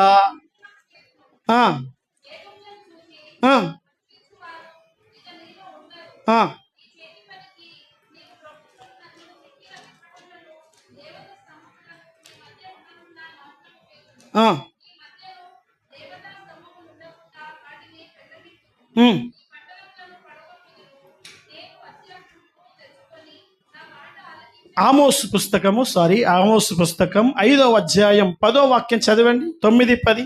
ఆయన, నేను యెహోవా బలాఢ్యుల మీదకి ఆయన నాశనము తెప్పించగా దుర్గములు పాడగును. 10వ వాక్యం ఆమోసు 5:10. అయితే గుమ్మములలో నిలిచి బుద్ధి చెప్పు వారి మీద జనులు పగబడతారు. చాలు, వాక్యం చెప్తుంది. బుద్ధి ఎవడైతే చెప్తాడో వాళ్ళందరికీ పగోడైతాడు. కానీ దావీదు నాతానును ప్రేమించాడు. హల్లెలూయా. చేద్దాం హుషారుగా హల్లెలూయా. సంగమా, జాగ్రత్తగా వినండి నా మాటలు. దావీదు ఊరికే దేవునికి ప్రియమైన వాడిగా మారలేదు. దావీదు దేవుని మనస్సు ఎరిగినవాడు అని దేవుడు ఊరికే చెప్పలేదు. దావీదు ఎంత గొప్పడో తెలుసా? అందరి ముందు ఒక సామాన్యమైన దైవజనుడు. ఇంకో మాట చెప్పాలా, నాతాను ఎవరో కాదు, ఆయన కొడుకు, దావీదు కుమారుడు, ఒక దైవజనుడుగా మారే ప్రవక్తగా ఆ దైవజనుడైన నాతాను వచ్చి అంటాడు, నువ్వు తప్పు చేశావు. రాజులకు ఈరోజు సంఘంలో ఒక ఉద్యోగం చేసేవాడిని ఏమనలేని పరిస్థితులు వచ్చినాయి. ఏమనంటే పోతా అంటాడు. హల్లెలూయా. ఏమనంటే కోపం వచ్చి ఇక్కడికి ఇవ్వాల్సిన దశభాగం అమెరికా పంపిస్తా అంటాడు. కోపం అయ్యగారి మీద. వాడిని అంత పెద్ద మాట అంటాడా? వాడికి కానుక ఇయ్యొద్దు అంతే. వాడిని ఎట్లా ఎండగొట్టాలో అట్లా ఎండగొట్టాలి. ఇలాంటి వాళ్ళు ఎంతోమంది ఉన్నారు. ఎందుకు? హెచ్చరికను స్వీకరించగలిగే నాలెడ్జ్ లేదా. అందుకే దైవజనులైన దావీదు రాస్తాడు, పరిశుద్ధులు నాకు కొట్టుట నాకు ఉపకారం, వారు గద్దించుట నాకు తైలాభిషేకం, అది నేను త్రోసివేయ కొందునుగాక అని అంటాడు. ఒక గద్దింపు అభిషేకానికి గుర్తు. ఒకవేళ నేను అంటున్నాను, దేవుని పెట్టారా, బాగా వినండి. మాకు మా అయ్య ఒక మాట చెప్పేవాడు, మనకు కానుకిచ్చేటోడు దొరకకపోయినా మంచిదే కానీ మనల్ని గద్దించేటోడు దొరకాలన్నాడు. ఎందుకో తెలుసా? మనల్ని గద్దించేటోడు గద్దింపు అప్పటి మందం మనకు బాధ అనిపిస్తుంది, కానీ నరకంలో పడకుండా అయితే చేస్తాయి, నాశనం కాకుండా అయితే చేస్తాయి. దావీదు యొక్క హృదయం ఎంత గొప్పదో తెలుసా? దేవుడు ఏ భావాన్ని ఇష్టపడుతున్నాడో తెలుసా అండి? ఏ వ్యక్తి అయితే గద్దింపును స్వీకరిస్తాడో. హల్లెలూయా. ఒక దైవజనుడు నీకు ఒక మాట అన్నాడా? ఒక సేవకురాలు నీకు ఒక మాట అని చెప్పిందా? ఒక గద్దింపు, ఒక హెచ్చరిక చెప్పారా? హెచ్చరికను నువ్వెలా రిసీవ్ చేసుకుంటున్నావు, నువ్వెలా అంగీకరిస్తున్నావు అనేది చాలా ప్రాముఖ్యం. అందుకే దావీదు గురించి ఒక 4వ అద్భుతమైన అనుభవం ఏంటంటే, అతడు పరిశుద్ధుల హెచ్చరికను అంగీకరించిన వాడు, ఇంకా లోబడిన వాడు. హల్లెలూయా. చదమగడిగా హల్లెలూయా. ఈరోజు పరిస్థితి ఎలా ఉంది చెప్పమంటారా? ఇదిగో నా వైపు చూడండి. తప్పు చేసినా అన్న బాధ లేదు. ఈ తప్పు ఎవడైతే ప్రజలకు చెప్పాడో ఆయన మీద కోపం ఎక్కువైపోయింది. ఇప్పుడు అదే అర్థమైంది నా మాట మీకు? ఇప్పుడు నేను తప్పు చేశాను, నేను చేసిన తప్పును నేను కప్పిపుచ్చుకొని బతుకుతున్న నా జీవితాన్ని ఎవరో ఒక విశ్వాసి ప్రజలకు బ్లేమ్ చేశాడు. బ్లేమ్ అనొద్దు, సత్యం చెప్పాడు. బ్లేమ్ అంటే లేనిది చెప్పడం బ్లేమ్. ఉన్నది చెప్పాడు. ఏమని? పాస్టర్ గారు ఇట్లా అని చెప్పాడు. అది నెమ్మదిగా అలా పైకి వెళ్ళి నా దగ్గరకు వచ్చి, అన్నా నువ్వు ఇట్లనట్టే కదా అని అంటే, ఎవరు చెప్పారు నీకు? అంటే ఈ మనిషి వాస్తవం కదా నేను చేసిందని చూసుకునే స్థితిలో లేడు. ఎవడు చెప్పాడు? ఫలానోళ్ళు. అవునా? వాళ్ళ గురించి నాకు తెలియదా? నేను కూడా చెప్తా వాళ్ళ గురించి. అంటే ఇప్పుడు నువ్వు ఎప్పుడు నేను చెప్పుడు సిలకా జ్యోతిష్యం అయింది. పంచాంగాలు చెప్పుకుంటావా మనం ఇక్కడ? నీది వాళ్ళది చెప్పడం కాదు, నీ గురించి బయట చెప్పబడినది సత్యమా కాదా? అమ్మా, సత్యమా చెప్ప, నోరు తెసి, వాస్తవమా కాదా? ఇది గ్రహించి ఒకవేళ వాస్తవం అయితే ప్రభా నన్ను క్షమించు. ఎవరు చెప్పారో వాళ్ళు నీకు మేలు చేశారు. ఇంకా కొంతకాలం ఆ దరిద్రంలో బతకకుండా నీకు మంచి మేలు చేశారు. వాళ్ళు కీడు చేయలేదు నీకు. ఇంకా ఆ వ్యామోహంలో, ఇంకా ఆ మత్తులో బతకకుండా నిన్ను బట్టబయలు చేశారు కనుక రేపు నరకంలో పడకుండా నీకు దిద్దుకునే అవకాశం భూమి మీదనే దొరికింది. వాళ్ళని పగోళ్ళుగా ఎందుకు చూస్తావు నువ్వు? ఎవరు చెప్పారు కాదు, చెప్పింది వాస్తవమా కాదు అది చూసుకో. చెప్పింది వాస్తవం అయితే దేవుని కాళ్ళ దగ్గర పడి, ప్రభు పాదాల దగ్గర తగ్గించుకొని, అయ్యా తప్పు చేశాను, నన్ను క్షమించు. హల్లెలూయా. చదమగడిగా హల్లెలూయా. ఎవరు చెప్పారు వాళ్ళ సంగతి నాకు తెలియదా? నేను చెప్తా 100. మరి ఇంతకాలం ఎందుకు చెప్పలే? నువ్వు దొంగవు గనక చెప్పలే. దాచిపెట్టుకున్న బుద్ధి నీకెందుకుంది? వాస్తవంగా నీ తోటి విశ్వాసి పాడైతున్నాడని తెలిసినప్పుడు నువ్వెందుకు చెప్పలే ఇంతకాలం? అంటే నీ భావన ఏంది అని అంటే ఎవడు పాడైతే నాకేంది అన్నావు. నీది బట్టబయలు అయినప్పుడు ఇప్పుడు వాంది బట్టబయలు చేస్తా అంటావు. నీ భావజాలాలు ఎలా ఉన్నాయో ఆలోచించు. ఎవడు చెప్పాడు ఇది భక్తి అని? భక్తి కాదది. పరిశుద్ధ గ్రంథం నేర్పిస్తుంది. ఈరోజు తరం ఎలా ఉంది అని అంటే చెప్పిన వాడి మీద పగబడుతున్నారు. ఇంకా చెప్పాలంటే ఎవరైనా విశ్వాసులు సేవకుడికి చెప్తే సేవకుడు చెప్పాడు కదా, సేవకుడి మీద పగుండదు, చెప్పిన విశ్వాసం మీద పగుంటుంది. పగ, ద్వేషం, కుళ్ళు పెట్టుకొని నువ్వు దావీదులాగా మారుతావు. రేపు ప్రభు రాకడ వస్తుంది, నువ్వు ప్రభులాగా మారుతావు. ఎవరు చెప్పారు? బైబిల్ అంటుంది దావీదు స్వభావం ఏంటి అని అంటే పగ, ద్వేషం పెట్టుకోలేని స్వభావం. హల్లెలూయా. చదమ గట్టిగా హల్లెలూయా. ఇప్పుడు వీని గురించి నాకు ఎవరైనా చెప్పారంటే నేను వాడిని గద్దిస్తాను, బాగు చేయాలనుకుంటాను తప్ప వాడిని పగోడుగా చూడాలనే ఉద్దేశం ఏం లేదు. వాడు నాకు శత్రువేం కాదు. వాడు పూర్తిగా ఇక నాకు దూరం అయిపోవాలని కోరుకోడు. బాగు చేయాలి. చేతనైతే ఒక వ్యక్తిని ఏం చేయాలి? బాగు చేయి. చేతనైతే ఒక కుటుంబాన్ని కట్టు. ఇది దైవికమైన అనుభవాలు. వాక్యం చెప్తుంది దైవజనుడైన దావీదు ఇదిగో ఆ కాలం రేపు ప్రభు రాకడ దినాల్లో దావీదు వంటి వారు దేవుని వంటిగా మారాలి అని అంటే ఒకటి పరిపూర్ణమైన తగ్గింపు భావజాలముతో, రెండు ఒక మంచి సుబుద్ధి కలిగిన ప్రవర్తన. ఏంటి ఆ ప్రవర్తన అంటే దేవుడు మనకిచ్చిన పనులలో, సేవలో నమ్మకంగా, చెప్పిన పనిలో నమ్మకత్వం కలిగి ఉండడం. రెండు సుబుద్ధి కలిగిన ప్రవర్తన అంటే పగ, ద్వేషం ఏ వ్యక్తి మీద పెట్టుకోకుండా. చంపాలనుకున్నాడు కానీ సౌలును బ్రతికించడానికి తన పెళ్లి ప్రార్థన చేశాడు. నాకు వానితోనే నాకేం పని? అర్థమవుతుందండి? ఇప్పుడు విశ్వాసులు వెళ్ళిపోయారు. ఒకవేళ వానికి దయ్యం బియ్యం బట్టి నన్ను ప్రార్థన చేయమంటే నేను వెళ్తాను, ప్రార్థన చేసి వస్తాను. ప్రార్థన చేసి దయ్యం వెళ్ళగొట్టే వస్తాను. హల్లెలూయా. చదవండి హల్లెలూయా. నాకేం పగండి బాబు? ఏమైనా ఆస్తులు పంచుకున్నావా? ఏమైనా మన ఇద్దరి మధ్యలో బిజినెస్ డీలింగ్స్ ఉన్నాయా? మనకేం పగలండి? నేను నచ్చలేదు, వెళ్ళిపోని. కానీ పగ, ద్వేషం ఎవడి మీద లేదు. హల్లెలూయా.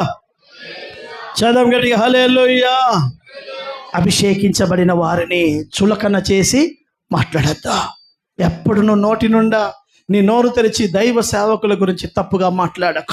ఒక అద్భుతమైన ఇంటిస్తాను మీకు వినండి.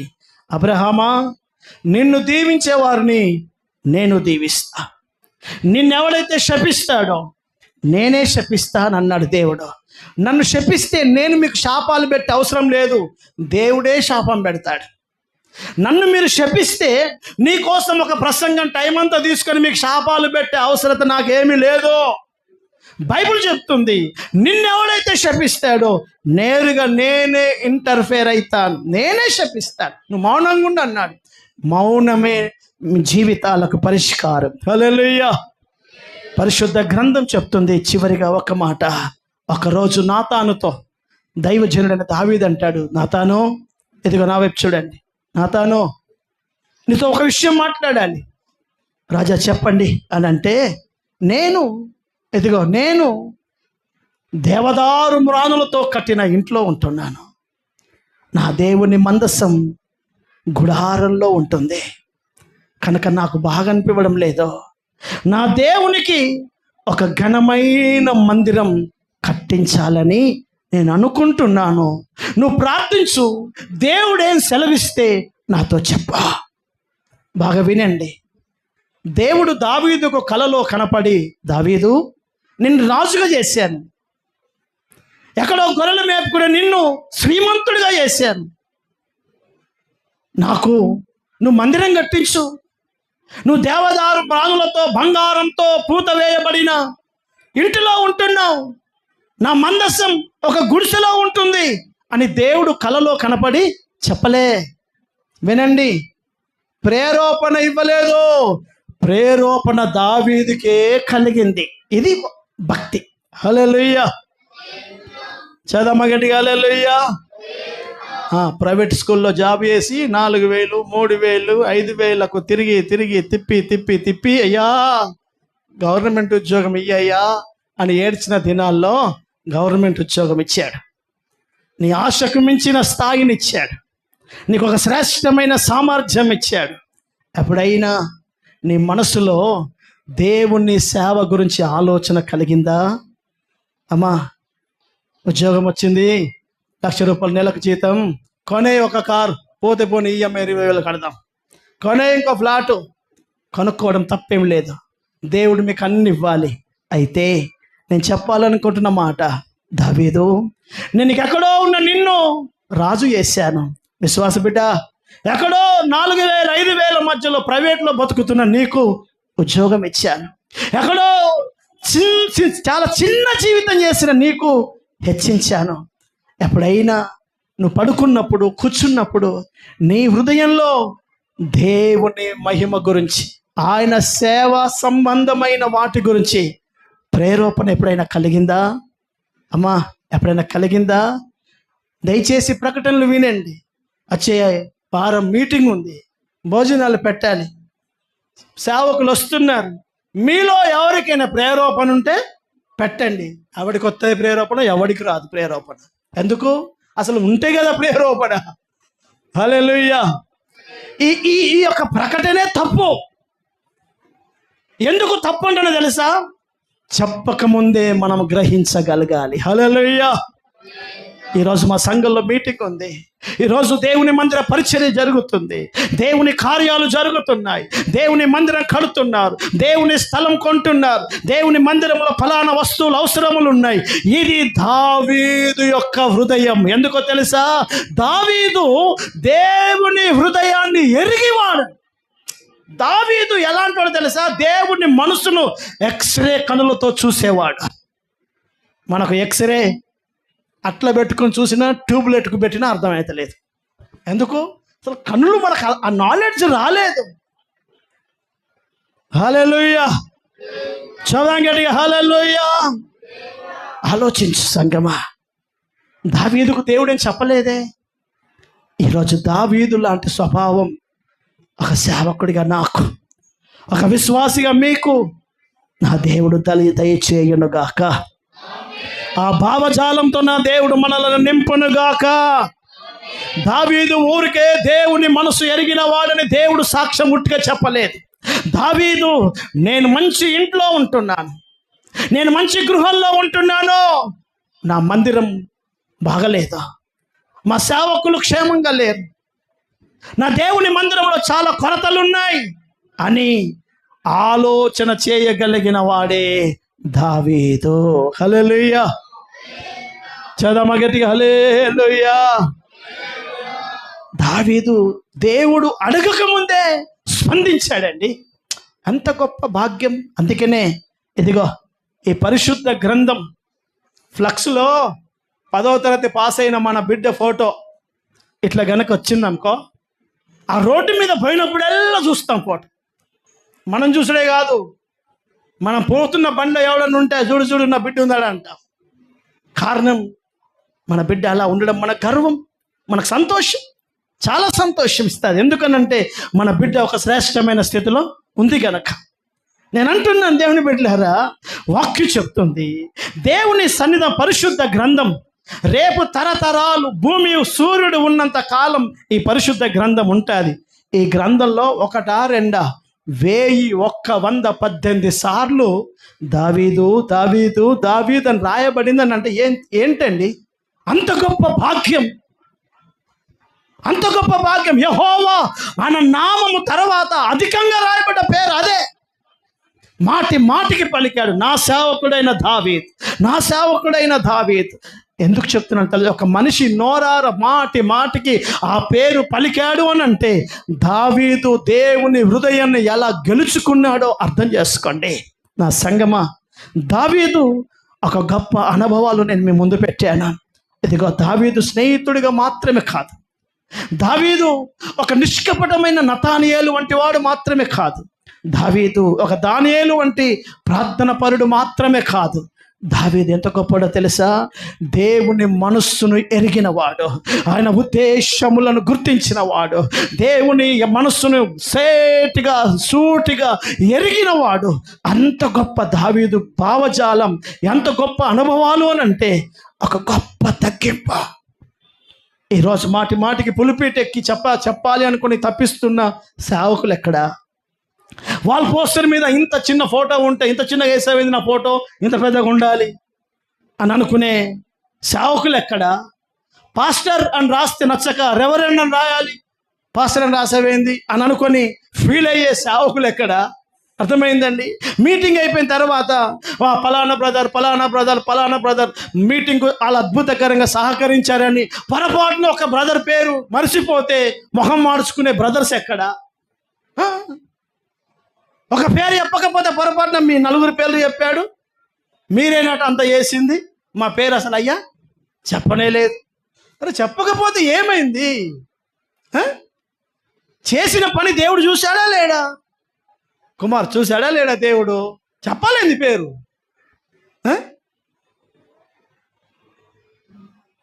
వాక్యం చెప్తుంది, సింహాన్ని చంపినవాడు చెప్పుకోలేదు, ఎలుగుబంటిని చంపినవాడు చెప్పుకోలేదు. నమ్ముతారా? ఇదే గాంధీనగర్ ప్రాంతంలో ఒక మూగోడికి దయ్యం పట్టాడు. అప్పుడు నాతో ఎవరైనా ఉన్నారా లేదో తెలియదు. రాత్రి 10-12 గంటల టైంలో, సైకిల్ లేదు నాకు, అప్పుడు ఏమీ లేదు. ఒక వ్యక్తి వచ్చాయా జాన్ ఉండే, అన్నా మొత్తం అంగడంగడైపోతుంది కాలనీ అంతా. ఆ పోరడు యవనస్తుడు, 20 ఏళ్ళు ఉంటాయి పిల్లోడికి, దయ్యం పట్టిపోయింది, మూగోడైపోయాడు. అప్పుడు సేవలో నేను ప్రారంభం ఎక్కడ అద్భుతం జరిగితే ప్రజలు దేవుని దగ్గరికి వస్తారేమోనని అక్క వద్దు అని చెప్పినా కూడా రాత్రి నడుచుకుంటూ పోయాను. ఇక్కడ నుంచి ఎంత దూరం తెలుసా? చెక్ పోస్ట్ ఉంది చూడు, గాంధీనగర్, అక్కడ ఉంటారు చెక్ పోస్ట్. ఆడికి నడుచుకుంటూ పోయి అక్కడ ఒక 30-40 మంది అంతా గుమ్ము కూడితే నేను పులిపిటి మీద నిలబడి చెప్తున్నాను. ప్రార్థన చేయగానే చెవిటి మూగ దయ్యం వెళ్ళిపోయి ఆడు మాట్లాడడం ప్రారంభించాడు. ఎన్నో అద్భుతాలు ఈ సేవలు చేశాడు. చెప్పలేదు, అంతే, చెప్పలేదు. ఎందుకు చెప్పుకోవాలి? మనం పెద్దగా చేసింది ఏమి ఉంది? ఆయనే గొప్పాడు. హల్లెలూయా, చదమ గట్టిగా హల్లెలూయా. డాక్టర్ అబాష్యన్, ఇదే పట్టణంలో మోని అని ఒక బ్రదర్ ఉంటారు. అప్పటికే 2-3 అబాష్యన్లు అయిపోయి, మెడికల్ డిపార్ట్మెంట్లో ఉన్నవాళ్ళు 3-4 అబాష్యన్లు అయి చివరి డెలివరీ 7 నెలల్లో హైదరాబాద్లో ట్రీట్మెంట్ చేయించుకుంటుంటే డాక్టర్ అన్నాడు, ఈ బేబీ సరిగ్గా లేదు, తీసేయకపోతే తల్లి చచ్చిపోతుందని చెప్పితే, ఆ రోజు ఆదివారం ఆరాధన, నేను బల్లాసులో ఆరాధన జరిగిస్తున్నాను, ఏడ్చుకుంటూ ఫోన్ చేసింది. ఆ ఫోన్లో నేను ప్రార్థన చేశాను, అయ్యా చివరి అవకాశం, నువ్వు కృపిస్తే బతుకుతుంది అని చెప్పి నేను ప్రార్థన చేస్తూ ఉండగానే దేవుడు నాతో పలికిన మాట, ఆమె కడుపులో కొడుకున్నాడు, నువ్వు కుమారుడు పుడతాడని చెప్పు, వానికి పేరు పెట్టు అని అన్నాడు. గర్భంలో పుట్టక మునిపే అతనికి విశ్వాస్ అని నేను పేరు పెట్టానప్పుడు, ఆ పేరు పెట్టినట్లుగానే వాళ్ళ అయ్యా మేమేమైనా మంచిదే, చచ్చిపోయినా మంచిదే, మేము ఉంచుకుంటాం అని డాక్టర్కి చెప్తే వాళ్ళు ట్రీట్మెంట్ చేశారు. స్టిల్ ఈరోజు కాగజ్ నగర్లో ఆ పిల్లోడు ఫాతిమా స్కూల్కి వెళ్తున్నాడు. హల్లెలూయా. ఆ రోజు గర్భంలో ఉన్నప్పుడే పేరు పెట్టాము. అర్థమవుతుందా? పుట్టేదాకా పాప బాబు తెలియని దినాలు. అర్థమవుతుందా? ఇదిగో జాషో వాళ్ళ బిడ్డ ఉంది. అర్థమవుతుందండి? ఆయనకు తెలుసో తెలియదో, ఆయన అల్లుడికి తెలుసో తెలియదో, ఆ పాప ప్రెగ్నెంట్ అవుతుందని, ఒక మగబిడ్డను దేవుడు ఇస్తాడని ప్రభు నాకు చెప్పాడు. ఎందుకో తెలుసా? ఒక వ్యక్తి గురించి నిండు హృదయంతో దేవుని దగ్గర చేతులెత్తే సేవకుని నేను. హల్లెలూయా. నాకేం అవసరం, నా దగ్గర ఏం లేదు కదా, కాదు. ఎక్కడ ఉన్నా నా పిల్లలు అన్న భావనతో దేవుని యొద్దట నిలబడి ప్రార్థన చేసే దైవజనుడిగా చెప్తున్నాను. అద్భుతాలు దేవుడు చేశాడు. ఎందుకు చెప్పుకోవాలి అని మౌనంగా అనేక అద్భుతాలు దాచిపెట్టుకున్నాం. ఎందుకో తెలుసండి? ఆయనకే మహిమ రావాలి. హల్లెలూయా. చదవం గట్టిగా, హల్లెలూయా, హల్లెలూయా. నా సంగమా, నేను నీవు ఒక దావీదులాగా తగ్గించుకుందాం. నేను నీవు దేవుడు మనకే పని అప్పగించాడో ఆ పనిలో సుబుద్ధి కలిగి ప్రవర్తిస్తాం. సేవకులు మనకు చెప్పిన పనిలో నమ్మకంగా పనిచేస్తాం. 2 సుబుద్ధి కలిగిన ప్రవర్తనలో ఎవరి మీద పగ ద్వేషాలు పెట్టుకోకుండా పనిచేస్తాం. 3 సుబుద్ధి కలిగిన ప్రవర్తన అంటే అభిషేకించబడ్డ సేవకులను, దేవుని బిడలైన విశ్వాసులను ఎవరిని పగోడిగా కాకుండా, వాడు నాశనం కావాలని కాకుండా బ్రతికించడానికి ప్రయాసపడదాం. సౌలు బ్రతకడానికి దైవజనుడైన దావీదు కష్టపడ్డాడు. దావీదునేమో సౌలు చంపాలని చూశాడు. అర్థమవుతుందండి? దేవుని సన్నిధానంలో దావీదును దేవుడు ఊరికే సాక్ష్యం చెప్పలేదు. దావీదు వాక్యం చెప్తుంది, దేవుని బిడ్డలారా, ఇగో దావీదు గద్దింపును స్వీకరించాడు. ఒక పసిపిల్లోనో గొర్రెలు మేపుకుంటూనో 10వ తరగతిలోనో కాదండి, రాజును గద్దించాడు సేవకుడు. సంఘంలో ఒక ఉద్యోగస్తుని, సంఘంలో ఒక సంఘ పెద్దను, సంఘంలో 20 ఏళ్ళ నుంచి వెంబడొస్తున్న వాడిని గద్దిస్తే ఎలా రిసీవ్ చేసుకుంటాడు? అందరి ముందు గద్దించాడు. నువ్వు సరిగా లేవు, నీ ప్రవర్తన సరిగా లేదు. ఒకవేళ ఆ మాట ఒక సేవకుడు నీతో అంటే ఒక రీడింగ్ మార్చుకుంటావు, ఇక్కడి నుంచి డైరెక్ట్గా నేరుగా ఇంటికి వెళ్ళి కంచాలన్నీ ఎత్తెత్తావు. కారణం, నీ మొగడికి అన్నం పెట్టవు, నీ పిల్లలకు అన్నం పెట్టవు. ఎందుకంటే సేవకుడి మీద ఉన్న కోపం అంతా కంచాల మీద తీసేస్తావు. హల్లెలూయా, అంత మాట అన్నాడా అని అంటావు. అందుకే మనం ఆత్మీయతలు ఇలా ఉన్నాం. దావీదును దేవుడు ఎక్కడో పెట్టేశాడు. హల్లెలూయా. గొర్రెల మేపుకునేవాడిని రాజుగా చేయడం అనంటే మామూలా? నా జీవితంలో ఉన్నతంగా హెచ్చించాలా? మనము దావీదులాగా బతుకుదుముగాక. ఆమేన్. హల్లెలూయా. దావీదు నేను బాగుంటే చాలు అని అనుకోలేదు. నేను బాగున్నాను, మరి నా దేవుని సేవ అని అన్నాడు. అయ్యా, నేనైతే బాగున్నాను, నా ఇల్లు బాగుంది, మరి నా దేవుని సేవ బాగలేదయ్యా అని సేవ గురించి ఆలోచించగలిగిన వేడే దావీదు. ఇంకొక చివరి మాట, దావీదు ఆయన చిత్తం కోసం ఎదురు చూశాడట. ఎందుకో తెలుసా? దావీదును రాజుగా అభిషేకించినప్పుడు దావీదు వయసు 17 సంవత్సరాలు, 17 ఇయర్స్.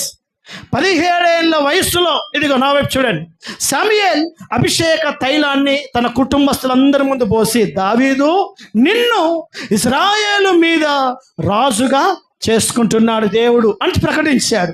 కానీ అప్పుడే రాజు అతను కాలే. 30 ఏళ్ల వయసులో రాజు అయ్యాడు. 13 ఏళ్ళు దేవుడు చెప్పిన మాట నెరవేర్చేంత వరకు ఓపికతో చూస్తూ వచ్చాడా. ఎందుకో తెలుసా? అతను రాజు కావాలనుకుంటే గొల్యాతును చంపిన చేత్తో సౌలును పక్కకు దొబ్బితే నెక్స్ట్ కింగ్ ఎవడు? దావీదే. కానీ సౌలును చంపడానికి ఇష్టపడలే. దావీదు రాజు కావడానికి త్వరపడలే. దేవుడే చేస్తానన్నాడు, ఆయనే చెయ్యాలి. దావీదు భార్య ఎవరో తెలుసా? మీకాలు, అంటే సాక్షాత్తు రాజైన సౌలు కుమార్తె. అంటే అర్థమేంటో తెలుసా? సౌలుకు దావీదు అల్లుడు, మీకాలుకు దావీదు అంటే ప్రాణం. దావీదుకు యోనాతానుకు దావీదు అంటే ప్రాణం. దావీదు అంటే యోనాతాను పడిచొచ్చిపోతున్నాడు. దావీదు అంటే సైన్యానికి ప్రాణం, అందరికి ఇష్టమైన వాడు. క్షణం పట్టదు అందరినీ అనవైపు తిప్పుకోవడానికి. అవునా కాదా? చెప్పండి, అవునా కాదా? ఎన్టీ రామారావును పక్కకి పెట్టి సింహాసనం ఎక్కినట్టు క్షణం పట్టదు. మీకాలు ప్రేమిస్తుంది, యోనాతాను ప్రేమిస్తున్నాడు, సైన్యం అంతా దావీదు వైపు ఉంది. సౌలును చంపడం ఒక క్షణం పట్టదు దావీదుకి.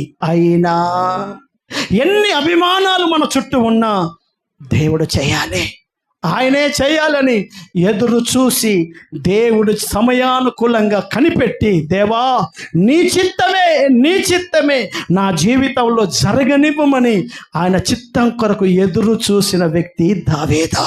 సొంత ప్రయత్నాలు చేయలేదా? అందుకే సంగమా, ఈ కడవరి కాలంలో ఎవడు దావీదులాగా బతుకుతాడో వాడే రేపు దేవుని స్వరూప్యములోకి రాగలడు. దావీదు వంటి వారు దేవుని వంటి వారుగా మారుతారు. ఆ గొప్ప భాగ్యం, ఆ అనుభవాలతో మనల్ని నా ప్రభు నింపి నడిపించునుగాక. చదం స్వరమెత్తి ఆమేన్, హల్లెలూయా. దయచేసి అందరం లేచి నిలబడదాం. ఒక్క మాట 2 నిమిషాలు అందరం నోరు